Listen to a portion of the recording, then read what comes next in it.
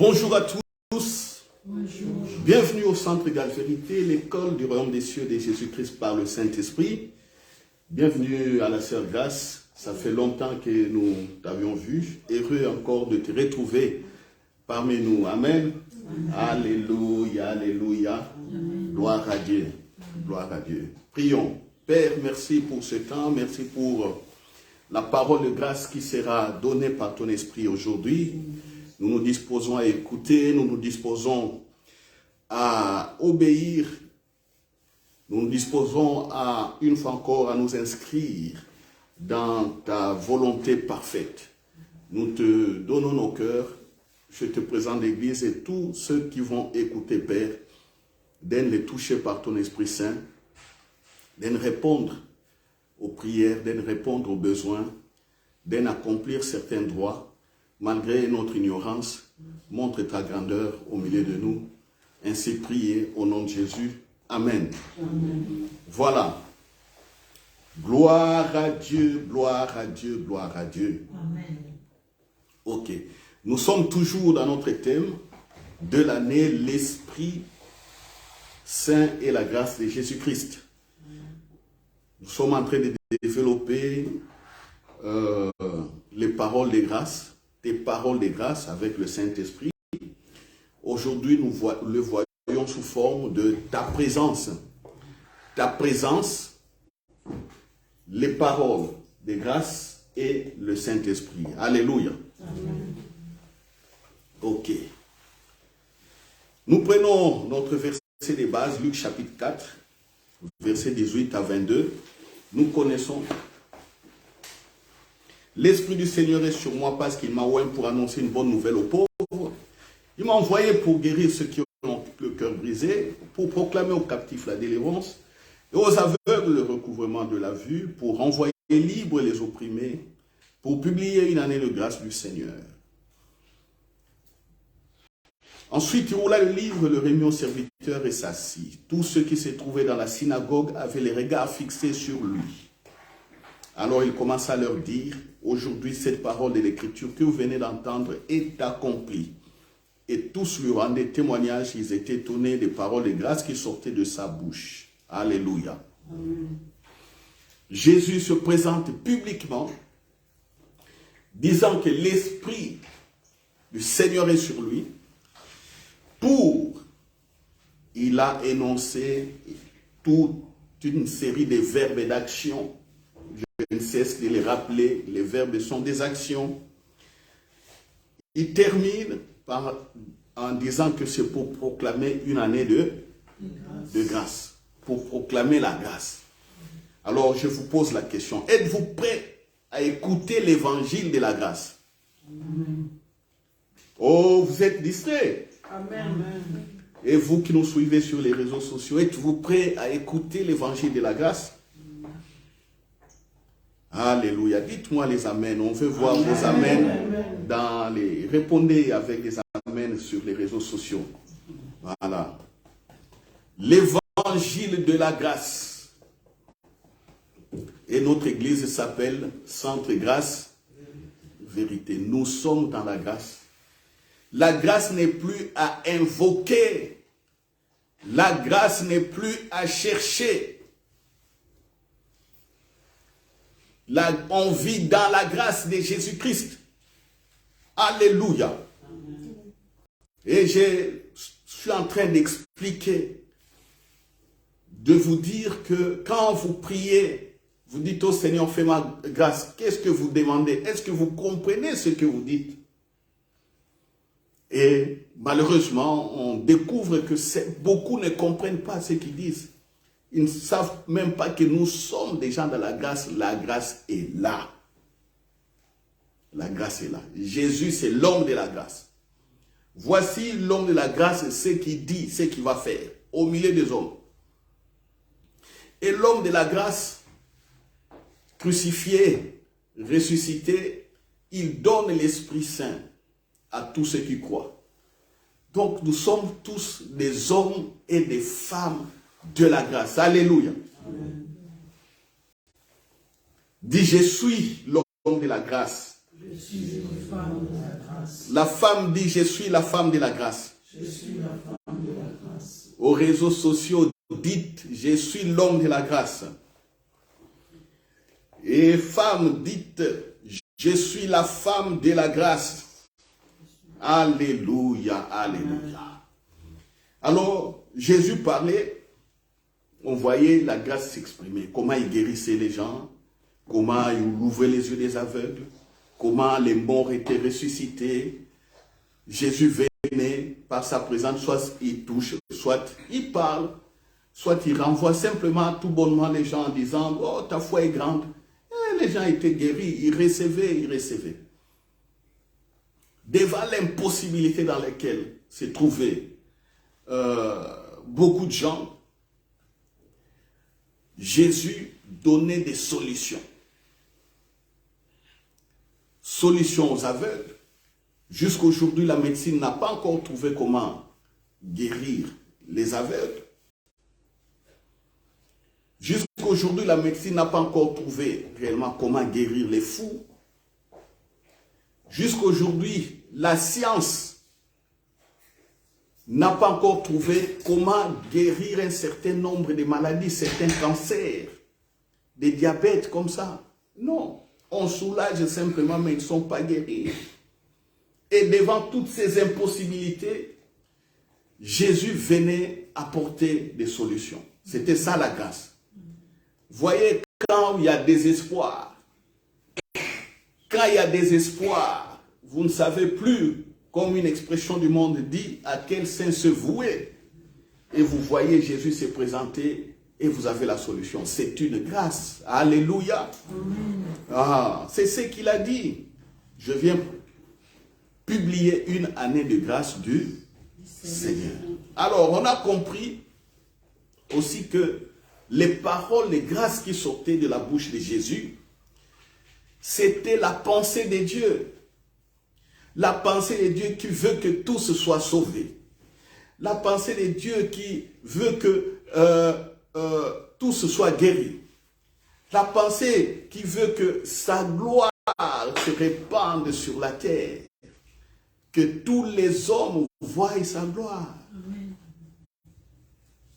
Sa pensée, c'est que la joie, que notre joie soit parfaite. Il a dit que les cieux sont pour lui, mais il a donné la terre au Fils de l'homme. La terre appartient à l'homme. La terre vous appartient, ma soeur, la terre vous appartient, mon frère. Comme la terre m'appartient. Mais pour être dans la joie parfaite sur cette terre, il faut régner. Oh, ce week-end, le Saint-Esprit m'a parlé encore du règne. Comment régner sur la terre? Mais ce n'est pas le thème d'aujourd'hui. Comment régner? Nous le verrons par la grâce de Dieu, comment il va montrer ce thème au niveau, dans le thème central de la grâce que nous sommes en train de voir. Alléluia. Sur cette terre, donc, il faut régner. Et on ne peut pas régner si la grâce n'est pas avec toi, ou si la grâce n'est pas incarnée. Non. C'est pas possible. Alors pour régner, Jésus nous a mis dans sa grâce. Alléluia. Le problème simplement, c'est que les gens sont dans l'ignorance. Comme les gens sont dans l'ignorance, comme ils ne comprennent pas, la grâce, le règne devient aussi compliqué. C'est pourquoi tant de prières, oh Dieu, fais-moi grâce. Oh, je suis vraiment chercher la grâce de Dieu. Fais-moi grâce comme tu avais fait à Joseph. Fais-moi grâce comme tu avais fait à David. Non. Non. Tant que tu es né, dès que tu es né sur cette terre, quand Dieu le permet, c'est dans sa volonté. Le reste, c'est connaître Jésus et avancer. Alléluia. Amen. Gloire à Dieu. Alors, ça c'est l'introduction. Un petit rappel encore une fois. Nous avons dit que je vais expliquer encore les holocaustes et la grâce. Jésus n'était pas compris. Il fait des miracles. Le jour des sabbats, Jésus fréquente les pécheurs, les pharisiens, les scribes, les docteurs de la loi sont fâchés. Et Jésus leur répond, je prends plaisir à la miséricorde et non au sacrifice, aux holocaustes. Il leur répond. Et nous avons vu dans l'Ancien Testament, la loi que Dieu a donnée à Moïse, on faisait des sacrifices pour obtenir la grâce, la faveur de Dieu. Parce que comme tout homme est pécheur à l'époque, tout homme est pécheur. Ce n'est pas aujourd'hui. Aujourd'hui, tout homme n'est plus pécheur. Parce qu'il y a des justifiés et il y a encore des autres pécheurs qui sont sous la loi de la malédiction d'Adam. Ils sont là, la loi du péché et de la mort. Ils sont sous cette loi. Ils n'ont jamais encore donné leur cœur à Christ. C'est pourquoi je vous dis, frères et sœurs, prenez cette vidéo, donnez ça à vos frères et sœurs et connaissances qui sont encore sous cette condamnation de la loi du péché de la mort, malédiction du péché d'Adam. Vous voyez? Comme tout homme était pécheur, aujourd'hui, moi je ne suis plus pécheur, je suis juste justifié par la foi en Jésus-Christ. Jésus-Christ est ressuscité pour notre justification. C'est bien écrit dans Romains chapitre 4, verset 25 ou 24-25 quand vous lisez. Jésus-Christ est ressuscité pour que nous soyons rendus justes. Vous êtes des justes. Alors, à l'époque de Moïse, comme tout homme était pécheur, il fallait toujours sacrifier des bêtes. Sacrifier des bêtes.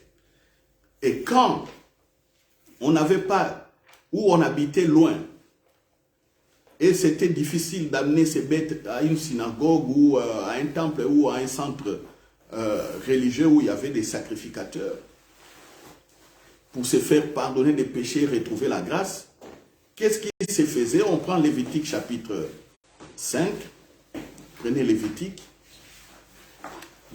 chapitre 5. Oh, Lévitique c'est troisième livre de la Bible. Le premier c'est Genèse, deuxième Exode, troisième c'est Lévitique. Déjà Lévitique 1 verset 4. Nous parlait déjà de la faveur.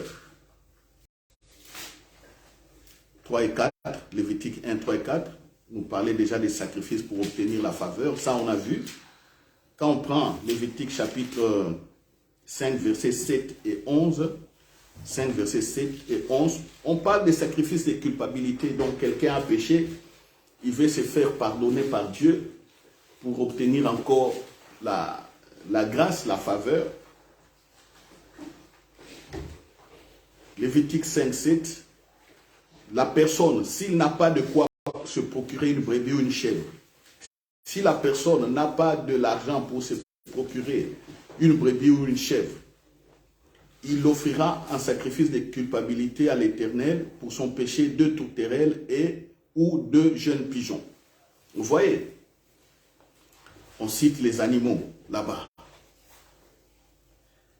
11. S'il n'a pas de quoi se procurer 2 tourterelles ou 2 jeunes pigeons, il apportera en offrande pour son péché 1/10 d'épha. On dit s'il n'a pas de quoi se procurer. C'est-à-dire, quelqu'un peut ne pas avoir de l'argent pour payer des bêtes, les bêtes des sacrifices.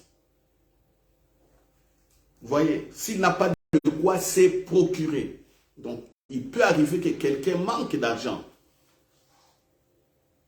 On dit, bon voilà, celui-là, comme il manque d'argent, il n'a pas de quoi se payer un taureau, un veau, un bouc, une chèvre. Il va prendre des pigeons ou des tourterelles. Alors, verset 11. Et s'il lui arrive aussi de ne pas avoir de l'argent pour acheter des pigeons ou des tourterelles, il va prendre un épha de fleurs de farine. Ça, c'est verset 11. Il apportera en offrande pour son péché un dixième d'épha de fleurs de farine. Ça veut dire quoi? Un dixième d'épha de fleurs de farine. Un épha, c'est environ 22 litres de 22 litres. Hein? Un pot de 22 litres. Donc, qui peut contenir à peu près 22 kilos. Au lieu d'amener un sac, les jeunes ne dorment pas. Au lieu d'amener un sac de 22 kilos, on te dit de prendre un dixième. Donc, amène 2 kilos. 2 kilos de blé. Ou des fleurs de farine là, de blé. Amène simplement 2 kilos. Alors, les 2 kilos, soit tu les prends chez toi à la maison et tu peux les acheter aussi au temple. C'est comme ça, Jésus, je vous disais, dans Jean chapitre 2, Jésus, un jour, vient, rentre au temple, il prend un fouet, il renverse la table des pigeons, il renverse la table des changeurs de monnaie, il renverse tout, il détache des brebis, des bœufs, il les détache, il disperse tout. Il dit, vous avez fait de ma maison une maison de commerce, des choses comme ça, au lieu que ça soit une maison de prière. Une prière, une maison de rencontre avec Dieu. Donc, tellement que les gens ne péchaient et les commerces au temple étaient un très bon commerce. Très bon commerce. Parce que tous les jours, les gens venaient confesser les péchés. Il y avait des cérémonies avec des sacrificateurs. Alors, il y avait des fermiers qui avaient déjà collaboré avec les sacrificateurs, ainsi de suite, ou les administrateurs du temple. Ils avaient les étalages là-bas, ils vendaient des pigeons, ils vendaient des bœufs. Si quelqu'un venait d'Israël, dans un pays où il y avait une autre monnaie, il y avait aussi des changeurs de monnaie. Voyez. Et Jésus vient, lui qui prend plaisir à la miséricorde et non aux holocaustes, il balaye tout. Alors, quand Jésus était en face des pharisiens, comme je disais, et des miracles se font, eux commencent à juger. Jésus dit, mais non, moi je prends plaisir à la miséricorde. Alors, lisons Hébreux chapitre 10. Vous allez comprendre encore avant qu'on continue sur les paroles. Les grâces et sur ta présence qui doit être par présence des grâces pour des multitudes. On prend Hébreux chapitre 10. Hébreux 10.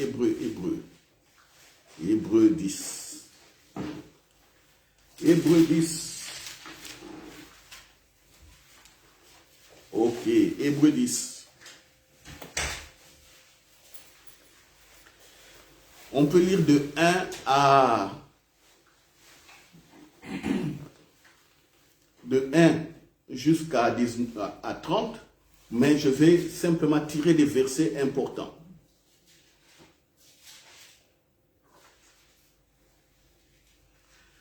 Verset 1, Hébreux chapitre 10. En effet, la loi qui possède du nombre des biens à venir et non l'exacte représentation des choses ne peut jamais, par les mêmes sacrifices qu'on offre perpétuellement, chaque année, amener les assistants à la perfection. Ça veut dire simplement que les sacrifices que les gens faisaient au temple ne pouvaient pas rendre les gens complètement purs ou parfaits ou sanctifiés. C'est tout. Verset 3, par exemple, où on continue. Autrement, n'aurait-on pas cessé de les offrir, puisque ceux qui rendent ces cultes étant une fois purifiés n'auraient plus eu aucune conscience de leurs péchés, mais le souvenir des péchés renouvelés chaque année par ces sacrifices. Donc ces sacrifices n'ôtaient pas le péché, ça couvrait le péché. Donc le péché était toujours là, il y avait un souvenir. Le péché n'était pas effacé. Verset 4. Car il est impossible que le sang des taureaux et des boucs ôte les péchés, il est impossible que le sang des taureaux et des boucs ôte les péchés. Or, les gens amenaient les boucs là-bas, ils amenaient des tourterelles, des pigeons, des chèvres, pour que les péchés soient couverts, afin qu'ils reçoivent encore la grâce, que la grâce de Dieu leur soit renouvelée. Alors, les gens étaient étonnés. On voit Jésus qui s'appelle Saint, mais qui s'assied parmi les pécheurs. Les pharisiens sont révoltés. Mais Jésus vient et dit, mais vous êtes assis sur les sacrifices, tout ça, ça ne peut pas ôter les péchés. Mais moi, je suis là, voici l'année de grâce. Paralytique, prends ton lit, lève-toi, marche. Ah! Guéri. Il dit d'abord, tes péchés sont pardonnés. Ils sont étonnés, mais qui peut pardonner les péchés? On n'a pas tué des moutons ici. D'ailleurs, il est malade comme ça, certainement, il a fait un péché grave. Pour être malade comme ça, c'est un péché grave qu'il a fait. Jésus lui dit, tes péchés te sont pardonnés. Vous voyez? Donc, le système des holocaustes n'effaçait pas les péchés. Et verset 5, c'est pourquoi Christ, entrant dans le monde, dit, tu n'as voulu ni sacrifice ni offrande, mais tu m'as formé un corps. Tu n'as agréé ni holocauste ni sacrifice pour le péché. Alors j'ai dit, voici je viens, dans le rouleau du livre, il est question de moi, pour faire, ô Dieu, ta volonté. 8. Après avoir dit d'abord, tu n'as voulu et tu n'as agréé ni sacrifice ni offrande, ni holocauste ni sacrifice pour le péché, c'est qu'on offre selon la loi. Il dit ensuite, voici je viens pour faire ta volonté. Il supprime ainsi la première chose pour établir la seconde. C'est en vertu de cette volonté que nous sommes sanctifiés par l'offrande du corps de Jésus-Christ une fois pour tout. Alléluia. Amen. Verset 17. Et je ne me souviendrai plus de leurs péchés ni de leurs iniquités. Car là où il y a pardon de péché, il n'y a plus d'offrande pour le péché. 19. Ainsi donc, frères, nous avons au moyen du sang de Jésus une libre entrée dans les sanctuaires par la route nouvelle et vivante qu'il a inaugurée pour nous au travers du voile, c'est-à-dire de sa chair. Alléluia. Amen. C'est clair. Ici, on explique que Jésus ressuscité. Voici ce que Jésus a accompli. Il est ressuscité, il est mort pour nos péchés. Nous n'avons plus d'offrande ni de sacrifice à faire. Et quand le péché est enlevé, c'est-à-dire nous rentrons dans la grâce. Alléluia. Amen. C'est ça. C'est ça la grâce. La grâce ne veut pas dire va prier et chercher la grâce. Non. Tu comprends? Mathias, la grâce ne veut pas dire tu vas te mettre à genoux pendant une semaine, pleurer devant Dieu pour rentrer dans la grâce. Non, ce n'est pas ça. Tout ce qu'on a fait il y a plusieurs années en arrière, nous étions simplement des ignorants. Nous ne connaissons rien. Et quand on voit quelqu'un, sur quelqu'un, il y a l'onction, comment, ah, Dieu lui a fait grâce, hein? Dieu lui a fait grâce. On voit quelqu'un qui a beaucoup d'argent, ah, lui vraiment il a réussi, ah, lui Dieu a fait grâce, sa famille est bénie. Hein? Voilà. On confesse l'ignorance, on parle l'ignorance, pendant que nous sommes dans la grâce. La grâce, comme je suis en train de le dire, c'est Dieu lui-même qui est venu vers l'homme. Il se présente, il s'offre à l'homme. Il dit désormais, toi et moi, nous sommes maintenant amis. Nous sommes compagnons et nous sommes père et fils. C'est ça la grâce. C'est comme ça que c'est une faveur. C'est comme ça que la grâce est aussi la puissance et la capacité que Dieu peut donner à quelqu'un. Parce qu'il est là lui-même. Il éveille, il contrôle. La grâce, c'est quoi? C'est l'activité aussi des anges qui deviennent actifs autour de nous pour nous aider. Je suis en train de dire, Église, habituez-vous aux anges. Habituez-vous aux anges, Église. Ce sont les serviteurs qui ont été donnés pour nous, pour nous aider à évoluer dans tous les domaines. Église, nous ne sommes pas seuls. Le Saint-Esprit est là, oui, il est en nous. Nos corps sont les temples, oui. Mais le Saint-Esprit règne. Il règne, le Saint-Esprit règne. Il est Dieu tout-puissant, multipuissant, tout-puissant.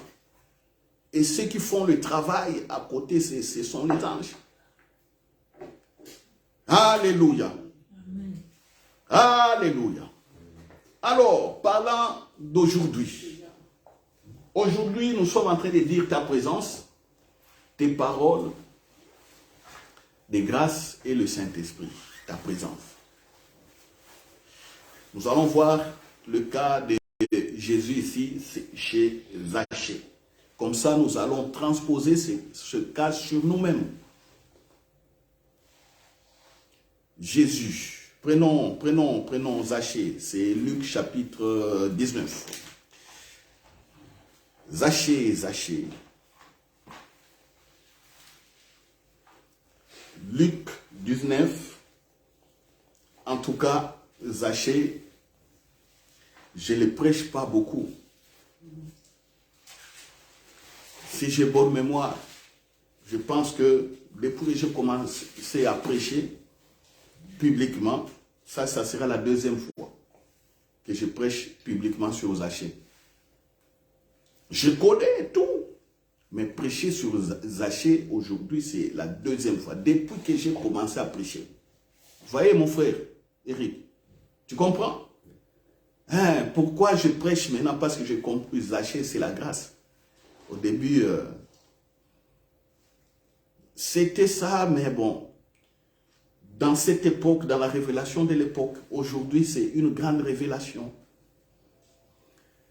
Luc chapitre 19, Zachée, verset 1. Jésus étant entré dans Jéricho, traversait la ville. Et voici un homme riche, appelé Zachée, chef des publicains. Publicains, je rappelle, ceux qui percevaient les impôts. Quand tu travailles, on te coupe un peu dans ton salaire, on met ça dans l'impôt pour créer ce qu'on appelle la richesse nationale. C'est avec l'argent des impôts que vous, les enfants par exemple, de la première primaire jusqu'en 6e secondaire, l'école est gratuite pour vous. Les parents ne payent pas des frais de Minerval. Les prisonniers mangent à l'aise. Ils ont tué les gens, ils ont volé, ils ont violé, ils ont assassiné. Oui, on les a privés de liberté, soit en prison. Mais les prisonniers mangent bien, ils se lavent bien aussi. Ils dorment bien chauffés. Pendant que, peut-être, vous qui êtes en liberté, vous pouvez avoir du mal à acheter le courant ou les gaz pour le chauffage. Et si les gaz viennent couper, mais lui, les prisonniers, lui, on ne coupe pas les gaz ni les courants. Ils sont bien, pourquoi? Ils sont bien à cause des impôts. Nous travaillons, on coupe l'impôt, on met là-bas. Vous voyez, nous sommes protégés par les gendarmes et par les militaires. Ils sont payés par l'argent de l'impôt de l'État et des taxes. Et Zachée était un chef percepteur des impôts, Zachée. Et à l'époque, ces gens-là avaient beaucoup d'argent. Même aujourd'hui, on donne à ceux qui perçoivent des impôts dans certains pays, par exemple, on leur fait des faveurs pour qu'ils ne soient pas tentés de voler. Mais bon, dans des pays comme ici, les choses ont évolué, on coupe déjà la source, tac, tac, tac, on fait des calculs. Mais quand on demandait aux gens d'aller retirer chez les salaires là, ils tripotaient, c'est pourquoi ils avaient beaucoup d'argent. Pour éviter qu'ils tripotent, l'État leur payait bien, correctement. Alors, revenons à Zachée. Vous avez compris qui est Zachée. Donc, il était considéré comme un pécheur par les autres juifs. Parce qu'il travaillait pour le régime romain. Et puis, il coupe les salaires chez les juifs. Vous faites les champs, il vient dans votre champ. Ah, vous avez planté quoi? Des raisins. Ah, vous êtes dans un champ de vignes. Ok, on voit que ici, tu peux produire autant de litres de vin. On te coupe déjà, autant tu dois payer à l'État. Tu es quoi? Tu es commerçant, commerçante. Tu fais tes commerces via les bateaux. Oh, la douane est là. Il faut payer la douane, ce sont des impôts. Et Zachée était un chef. Vous voyez la puissance financière qu'il était. Alors, au verset 3, on dit, mais il ne pouvait y parvenir à cause de la foule, car il était de petite taille. Donc, Jésus vient à Jéricho. Zachée essaye de regarder Jésus, mais comme il est de courte taille, il monte sur un arbre pour voir Jésus. Il courut en avant et monta sur un sycomore pour le voir, parce qu'il devait passer par là. Lorsque Jésus fut arrivé à cet endroit, il leva les yeux et lui dit, Zachée, à toi de descendre, car il faut que je demeure aujourd'hui dans ta maison. Zachée se hâta de descendre et le reçut avec joie. Voyant cela, tous murmuraient et disaient, il est allé loger chez un homme pécheur. Mais Zachée, se tenant devant le Seigneur, lui dit, voici, Seigneur, je donne aux pauvres la moitié de mes biens, et si j'ai fait tort de quelque chose à quelqu'un, je lui rends le quadruple. Jésus lui dit, le salut est entré aujourd'hui dans cette maison, parce que celui-ci est aussi un fils d'Abraham, car le Fils de l'homme est venu pour chercher et sauver ce qui était perdu. Alléluia. Amen. Alléluia. Amen. Zachée rencontre Jésus, ou Jésus vient à la rencontre de Zachée. Il est sur un arbre de petite taille. Jésus arrive, il dit, Zachée, descends, descends, descends. Descends, s'il te plaît, descends, mon ami Zachée. Ah, aujourd'hui, je vais rester, je vais demeurer chez toi. Manger et dormir chez toi. Aujourd'hui, oui. Hein? Vous voyez? Il ne connaît pas Zachée. On dit que c'est un pécheur, mais il va dormir et manger chez un pécheur. Il est pasteur quoi? Et refuse de manger chez les gens. Parce que les mamans pasteurs, comme je disais la fois passée, importunent tantôt leur mari, elles refusent que leur mari mange tantôt chez les fidèles. Il faut manger ici, ne mange pas chez les gens. Et maman pasteur, et vous mes sœurs là, c'est ça, vous êtes comme ça. Ici, allez, faites des reproches à Jésus qui ne connaissait pas Zachée. Pourquoi? Vous êtes des pharisiens. Des pharisiennes. Et comme certains pasteurs ont déjà quitté la foi, je ne sais pas, on entend qu'il a mangé quelque part, on l'a empoisonné. On dit, ah voilà, on avait empoisonné quelqu'un. Vous pensez que le poison, c'est toujours dans la nourriture? On peut te mettre le poison sur le poignet de ta voiture. On prend un produit toxique, on met sur le poignet de la voiture. Tu as refusé de manger chez les gens, pour rentrer dans ta voiture, tu touches le poignet, le poison est sur ta main. Il y a d'autres poisons, d'autres produits qui rentrent par les pores de la peau. Oui, on peut mettre le poison dans ta voiture. Quelqu'un rentre au garage, il fait quoi? Il met le poison. On peut, comme on tue certaines personnes, quelqu'un peut venir, même chez toi à la maison, il est avec son poison, il le met quelque part, c'est des odeurs qui se répandent de lui, il sort, il fait semblant. Et toi, tu respires cette odeur-là, tu meurs. Mais les gens ne voient pas ça, et ils voient simplement que tu as mangé là-bas, et il va empoisonner. Mange. C'est pourquoi je vous dis, soyez sûrs de la présence de Dieu en vous, et la sanctification. Ou bien vous annulez la parole de Jésus qui dit que on va vous, même si vous buvez un breuvage mortel, cela ne vous fera rien. Jésus a déjà dit, on va vous empoisonner, mais ça ne fera rien. Dans la nourriture, dans la boisson, dans l'air, ou sur les mains. Les espions, certains espions, comment ils tuent les gens? Comment ils tuent les gens? Eux-mêmes mettent les poisons sur les mains, ils viennent, ils te saluent comme ça. Oups, ils te saluent. Mais lui, il a l'antidote. Toi, ah oui, bonjour, bonjour.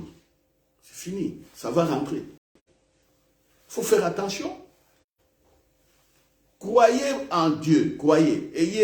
Soyez dans l'assurance avec votre Saint-Esprit. Au lieu d'aller raisonner charnellement, de chercher des parades charnelles. Non. Non. Moi, je vous l'ai dit toujours, moi, je ne mourrai jamais, je ne peux jamais mourir de poison ou d'envoûtement. Je les croyais. Et puis un beau jour, je dormais, vision claire, avec le Seigneur à côté. Il me montre le poison, il me montre les envoûtements, comment on me fait ça, et ça ne marche pas. Il m'a montré. Il m'a montré. J'ai croyé d'abord et puis j'ai vu. Mais Jésus dit, heureux ceux qui ont cru. Alléluia. Amen. Ah oui. Zachée ici. Et il est vite descendu. Et Jésus est parti loger chez les pêcheurs. Je ne sais pas combien de jours il a fait chez Zachée. Regardez Zachée devant Jésus. Verset 8. Se tenant devant le Seigneur lui dit, voici Seigneur, je donne aux pauvres la moitié de mes biens. Et si je fais tort de quelque chose à quelqu'un, je lui rends le quadruple. Zachée, lui-même, il commence à confesser les péchés. Oh, regarde, moi je suis saint. Il dit non. Ça, c'est notre langage pour dire que non, Seigneur, comprends.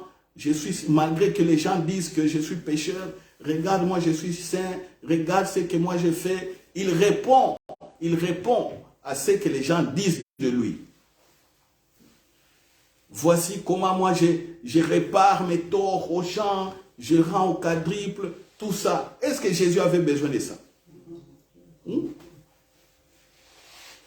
S'il y avait des pharisiens à côté, ils allaient dire, Zachée, ça ne suffit pas, mais il fallait aller passer au temple. Chaque fois, il faut aller faire des holocaustes là-bas. Tu parles à Jésus comme ça. Qui est-il pour que toi, tu confesses tes péchés à Jésus? Jésus n'a même pas fait attention à ça. Il a dit simplement, les saluts et entrer aujourd'hui dans ta maison. Je t'apporte le salut, Zachée. Je t'apporte Dieu. Je vais rester chez toi. Aujourd'hui, le ciel est venu dans ta maison. Le règne de Dieu est venu dans ta maison. Zachée. Quand le règne vient, c'est Dieu qui vient te faire du bien. Et toi, tu te justifies. Oh, Seigneur, c'est... Oh, non. Non. C'est pourquoi dans les prières qu'on fait, quand on est seul à seul avec le Saint-Esprit, il faut apprendre à fermer la bouche et écouter. Alléluia. Vous êtes là, vous vous repentez, 3 jours, comme je disais, comme on faisait à l'époque. On se répand. Premier jour, oh non, on n'est pas encore saint. Deuxième jour, on n'est pas encore saint. Troisième jour, et puis troisième jour à la fin, on dit, appelons le Saint-Esprit. Est-ce que vous ne savez pas que quand les gens faisaient ces holocaustes-là, ils demandaient la grâce, c'est-à-dire que Dieu vienne intervenir encore favorablement, c'est-à-dire que le Saint-Esprit agisse. Ils étaient ignorants du Saint-Esprit. Et nous avons le Saint-Esprit. Nous avons le Saint-Esprit, mais regarde, on fait marche arrière. On s'est ancien testamentisé nous-mêmes.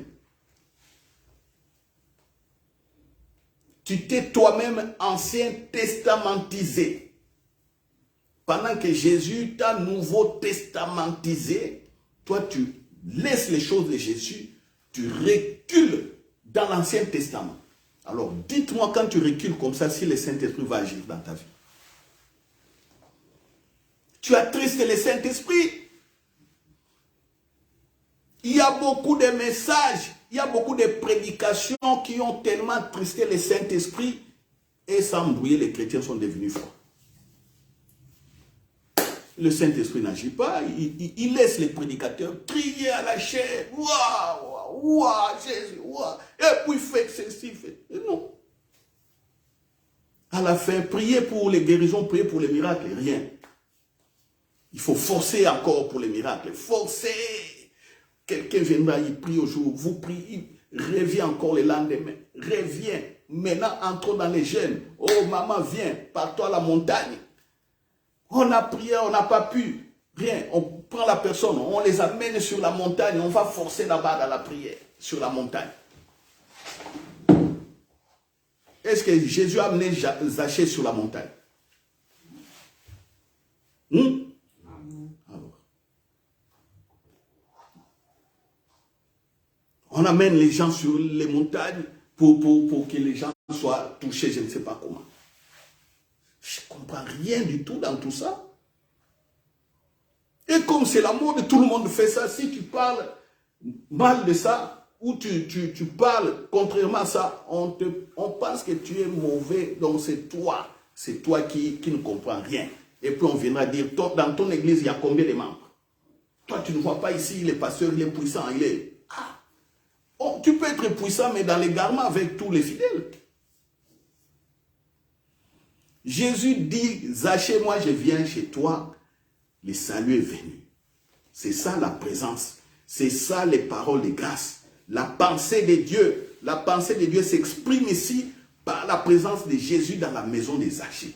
Maintenant, je te parle et je me parle. Quand tu vas chez les gens,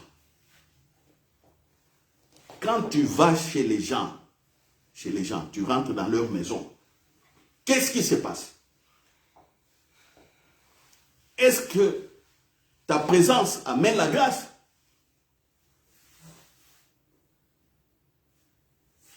Pose-toi la question. Combien de fois je vous dis ici, si quelqu'un vous appelle et qu'il est malade, il faut vous réjouir en disant que oui, tu es entre les bonnes mains, je prie pour la personne. Combien de fois je l'ai dit? Mais régulièrement, qu'est-ce qui se passe? On va encore m'appeler, oh non, il y a un tel cas, il y a un tel cas, il y a un tel cas. Oui, moi je vais intervenir, mais vous maintenant, vous êtes les hommes et les femmes de la grâce. Faites-le. Faites-le. Comprenez ici, c'est la présence. La présence seulement exprime la pensée de Dieu. Ta présence au travail exprime la pensée de Dieu. Même si tu es soumis au contrat de travail, tu es soumis aux personnes élevées en grade, mais ta présence dans ce boulot, dans ce poste-là, c'est une expression aussi de la grâce. Il faut être sûr. C'est pourquoi il ne faut pas craindre les gens qui nous combattent dans les lieux de travail. Il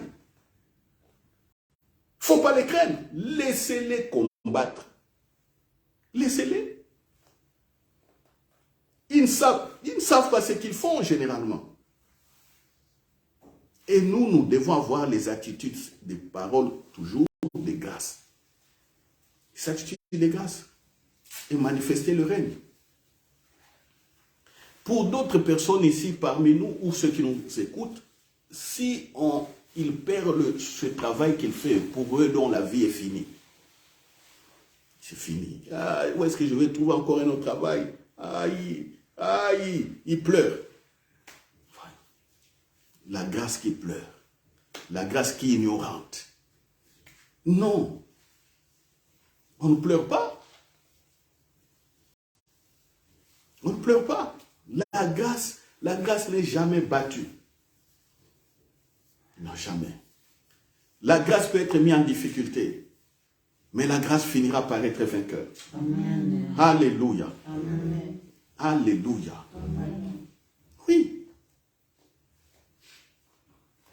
Moi, j'ai vu des complots contre moi, comme je vous disais, organisés contre moi au travail. Quelques années. Mais je finissais par connaître les complots. Les personnes venaient s'auto-accuser dévoiler les plans. Et moi, j'étais là. Et ah bon? Pendant ce temps, les supérieurs, les chefs, avaient déjà un autre regard sur moi. Et moi, le complot, je connais maintenant les complots et j'attends maintenant les supérieurs qu'ils viennent maintenant en face, on va bien se parler. Des espionnages. On m'espionne. Mais j'ai fini par découvrir l'espion. C'est ça. Alléluia. C'est ça. Jésus ici, Jésus justifie Zachée. Vous l'appelez pécheur, mais moi Jésus, je le justifie parce que je le mets dans ma présence et puis je vais loger. Je vais loger chez Zachée le pécheur. Comme il est avec moi, comme je l'accepte dans ma présence, tant pis à vos accusations. C'est ça. C'est pourquoi j'ai dit quittez, à tout moment vous jugez les gens. Quand vous jugez les gens, vous perdez l'onction pour faire des miracles. Ça ne va pas marcher. Tu parles mal de quelqu'un et puis après tu veux prier.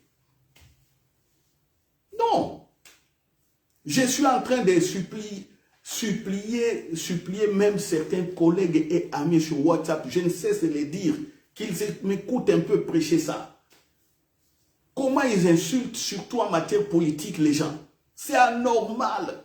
C'est un monde païen. Des vidéos où on insulte les gens, toujours envoyées. Et puis après, ils vont prier. Ça ne marche pas, ils sont bloqués. Ils sont bloqués. Ça ne marche pas. Vous appelez quelqu'un pécheur, mais le Seigneur les justifie, dort chez lui. Quand vous venez, maintenant vous dites que non, voici Jésus est chez les pécheurs Zachée, et Jésus, pendant qu'il est là, quand il va enseigner, il y a des miracles qui se font dans la maison des Zachée. Vous ne comprenez pas qu'il y a quelque chose qui se passe sur le plan spirituel? Et quand les autres vont dire, et puis Jésus répond, je prends plaisir à la miséricorde et non au sacrifice. Telle est la volonté de Dieu. Je suis venu annoncer la bonne nouvelle aux pauvres, libérer les captifs, ainsi de suite, ouvrir les yeux aux aveugles, publier une année de grâce du Seigneur. Voilà. C'est ça. Et c'est un verset de base pour nous. Donc la grâce, nous devons manifester la grâce. La grâce n'est plus à attendre, à prier, à recevoir, je ne sais comment. C'est nous maintenant qui devons manifester la grâce par notre présence. Alléluia. Amen. Par notre présence. Regardez les gens calmement, sans trop parler. Manifeste la grâce. Sœur Mathias, tu as compris? Ah oui, ta présence doit manifester la grâce. Mais elle ne doit pas être un sujet de trouble. Sujet de trouble. Non. Comment là où tu es, il faut qu'il y ait des confusions, les gens doivent se chamailler, tu parles ici, là, les gens sont maintenant dans les troubles et dans les confusions. Non. C'est pas possible ça. Ce n'est pas possible. Car le Fils de l'homme est venu chercher et sauver ce qui était perdu. Le salut est entré aujourd'hui dans ta maison, Zachée. Salut, c'est-à-dire, Dieu te connaît, tu es adopté, tu es justifié. Salut, Zachée, tu es pardonné sans même chercher à quoi? Tu es déjà pécheur dès la naissance et Dieu ne voit pas ça. Et Zachée, malade, guérison. Dans le salut, il y a la guérison. Dans le salut, il y a quoi? Il y a la prospérité. Dans le salut, il y a quoi? Il y a la protection. Il y a tout ça. On verra tout. Dans ce terme de la grâce. Faisons la prière de la protection. 3 jours. Thème. Je le vois beaucoup. Hein. Thème. Prière de protection. Les gens sont là. Jour et nuit. Alléluia. On chasse les démons. On chasse ceci. On chasse. Ils ne savent pas qu'ils sont dans la grâce. Ils ne savent pas qu'ils sont sauvés. Ils forcent pour que Dieu vienne les protéger. Que le Saint-Esprit vienne les protéger. Pendant que leur corps est le temple du Saint-Esprit. On va faire 3 jours de prières. Ça sera des prières de protection divine. Heureusement, quand on fait des prières là, Dieu nous arrête quelque part. Quand il faut faire 3 jours de prières de prospérité, jamais l'argent ne vient. Jamais. Dieu est intelligent. Protection divine. Oui, vous avez prié en l'air. Vous croyez que c'est comme ça, c'est bon. Faites un peu 3 jours de prières de prospérité financière. Priez pour la prospérité financière. Et allez s'aimer. Vous allez voir ce qui va se passer. Rien. Rien. Donc, changer. Il faut changer la manière de voir. Changer la manière de voir, de communier avec le Seigneur. Changer la manière de prier. Tout ça, on verra comment on prie quand on est dans la grâce. Comment un chrétien nouveau testamentisé prie. Sa prière est différente de l'homme ancien testamentisé. Dans le Nouveau Testament, la vraie prière, c'est la communion avec le Saint-Esprit. Et on passe aux actes. On montre la gloire de Dieu. Après la prière, on commence à montrer la gloire de Dieu. C'est ça. Et non rester sur place, prier, prier, prier, prier, sans montrer la gloire de Dieu. Non, non, non, non, non. Ça, ce n'est pas ça. C'est pourquoi la prière du Nouveau Testament envoie toujours les gens dehors pour parler de Jésus-Christ. Pour parler de la gloire de Dieu. Tel que je fais là. Ici, oui, je le fais dans l'église ici, mais on voit sur Internet que je parle de Dieu. Ça, c'est le Nouveau Testament. La gloire te pousse toujours à aller vers les gens. Alors, pour conclure, qu'est-ce que nous avions dit? Nous avons dit que tu y es une femme de grâce, ou tu y es l'homme de la grâce. Tu es femme de la grâce plutôt, pas femme de grâce, non, femme de la grâce. Tu es l'homme aussi de la grâce. Quand on te voit, c'est la grâce qui est là. Quand tu rentres chez les gens, ta présence bénit les personnes. Quand tu rencontres les gens, ta présence bénit toutes ces personnes. Et deuxièmement, ça sera tout ce qui sortira de ta bouche comme parole. Quand ça sort, c'est parole de grâce. Alléluia. Des paroles intelligentes, des paroles de sagesse. Quand on te demande de prier pour quelqu'un, ça sera une prière de grâce. Vous voyez? Prière de grâce. Tenons-nous, prions pour tel problème. Ah, là où 2 ou 3 sont assemblés, il est là. On se tient les mains, on prie, on a la solution. Alléluia. Alléluia. Oh, j'aimerais prier avec des gens qui comprennent. Vous savez, j'ai eu l'opportunité de gérer beaucoup de groupes d'intercession. Mais quand je regarde, il y a des choses déjà que je commence à comprendre. J'ai dit, ah, c'est important, quand on prie, de prier avec les personnes qui comprennent. Oui, quand vous priez avec des personnes qui ne comprennent pas, donc vous êtes déjà divisé spirituellement et la prière est embrouillée. Vous savez, moi je serais par exemple à l'aise si je suis avec vous, je prie avec vous, mais je serais mal à l'aise si je prie avec des personnes qui sont anciennes testamentisées. Je serais mal à l'aise. Et comme je le fais, dans certains endroits où je vais, quand je vois, ils prient selon l'Ancien Testament, moi, je fais ma bouche. J'attends que ça passe. Et on est rassemblés ici pour j'attends que la cérémonie commence ou quoi. Je ne prie pas. Il y a d'autres, les chansons. On est en train de chanter. On est sans pasteur, on chante. Quand on regarde les paroles de la chanson, c'est ces paroles. Qui a écrit cette chanson? Ah! Comment toute l'église peut chanter des choses comme ça? Qu'est-ce que je fais? Je ferme simplement, mais j'attends. Ou soit j'intercède autrement. Oh Seigneur, ouvre-leur les yeux. Permets qu'ils comprennent la résurrection de Jésus. C'est ce que je fais.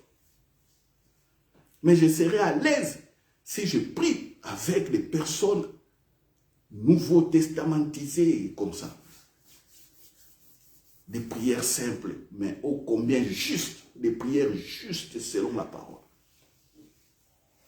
Alléluia. Amen. Alléluia. Amen. Allez publier la grâce aux nations. Amen. Amen. Vous êtes femmes et hommes de la grâce. Allez publier aux nations. Le Saint-Esprit et les anges vous accompagnent pour montrer la gloire de Dieu. Amen. Amen. Rendons grâce, prions.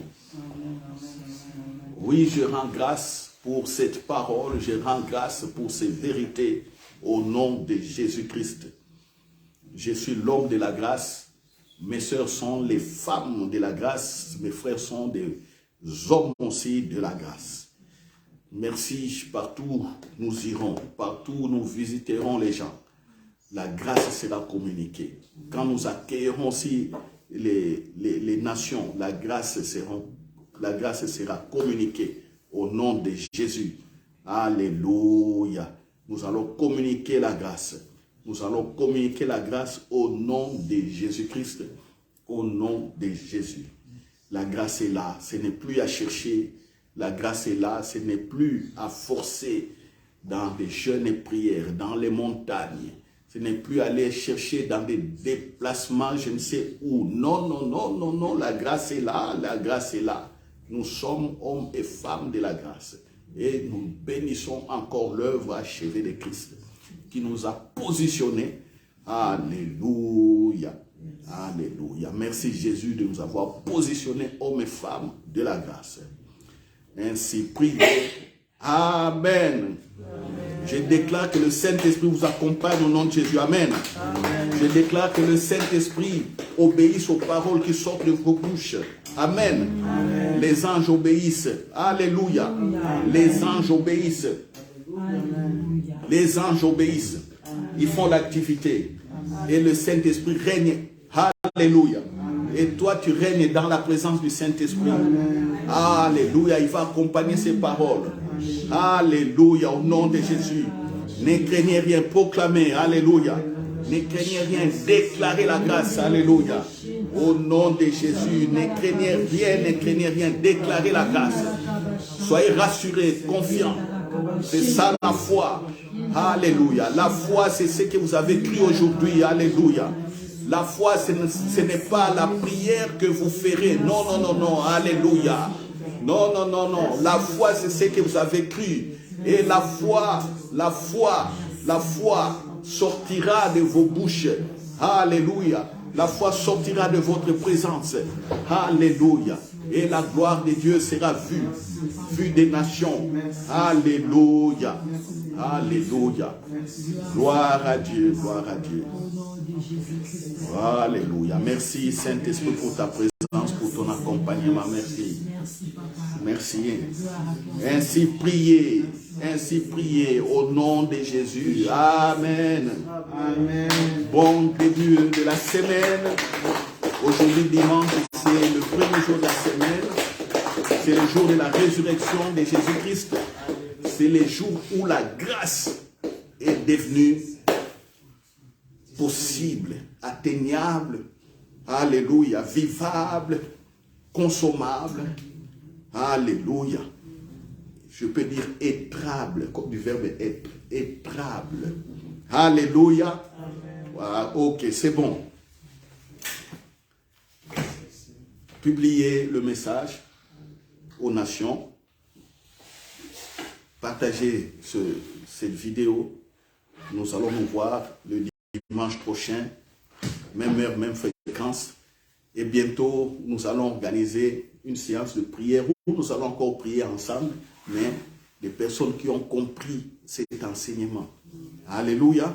Amen. Gloire à Dieu. Amen. Amen. Voilà.